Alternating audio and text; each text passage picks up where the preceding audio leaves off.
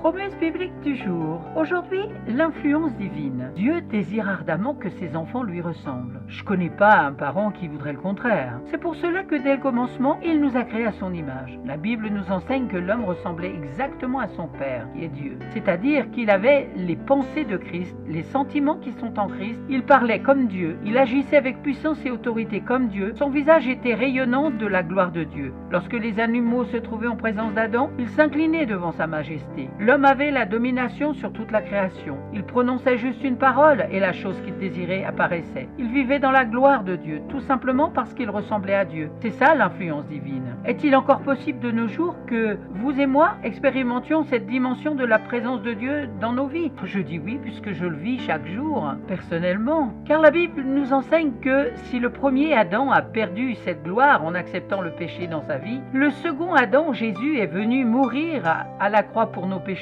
et pour nous la redonner cette gloire. Alors si tu t'es réellement repenti, si tu es en Christ, tu es maintenant devenu une nouvelle création, créée à nouveau à l'image et à la ressemblance de Dieu. Donc tu peux à nouveau expérimenter le règne, la domination ou l'influence divine dans ta vie. Lisez cela dans 2 Corinthiens chapitre 5 verset 17.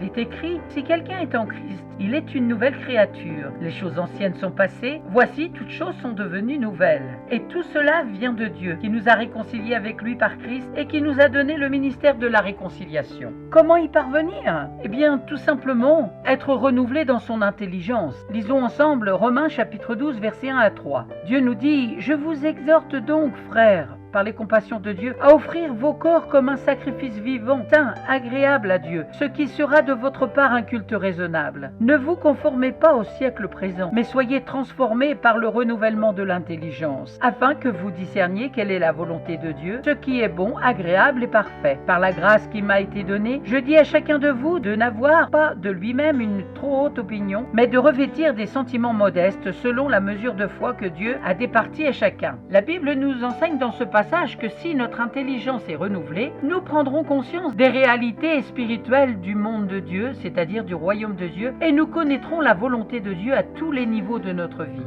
Nous devons être plus conscients de la présence de Dieu dans notre vie et de ne pas continuer à croire que les démons, les sorciers agissent dans nos vies comme bon leur semble. Dieu nous a donné le Saint-Esprit, les dons spirituels, l'onction, l'autorité et même il a placé des anges autour de nous pour nous servir. Le problème souvent aujourd'hui, c'est que les chrétiens sont plus conscients du monde des ténèbres. Ils ne réalisent pas qu'ils sont fils de Dieu. C'est leur identité. Ils oublient très souvent que Dieu gouverne, influence et contrôle leur destinée. Aucun démon, aucun sorcier, ni même Satan ne peut nous toucher sans l'autorisation de Dieu. Et quand Dieu permet parfois qu'on nous touche, ce n'est jamais pour nous nuire, mais c'est toujours en vue d'atteindre un but bien précis dans notre vie, pour nous transformer à son image et à sa ressemblance. Et puis ensuite, c'est important de contempler sa face. Lisons dans 2 Corinthiens chapitre 3 verset 18. Nous tous qui, le visage découvert, contemplons comme dans un miroir la gloire du Seigneur, nous sommes transformés en la même image, de gloire en gloire, comme par le Seigneur l'Esprit. Ici, l'apôtre nous partage l'un des plus grands secrets de sa vie et de son ministère, la contemplation. Il nous révèle que plus nous contemplons le Seigneur de gloire, plus nous sommes transformés à son image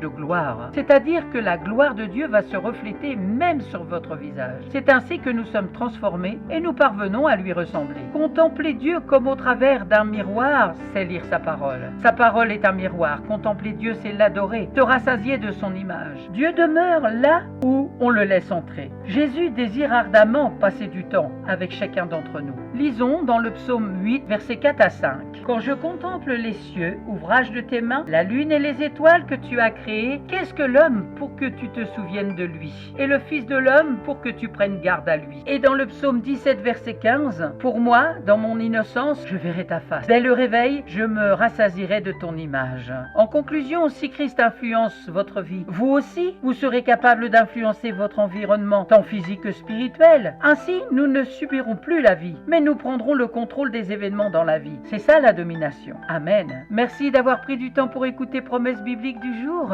Soyez abondamment bénis et je vous donne rendez-vous à très bientôt.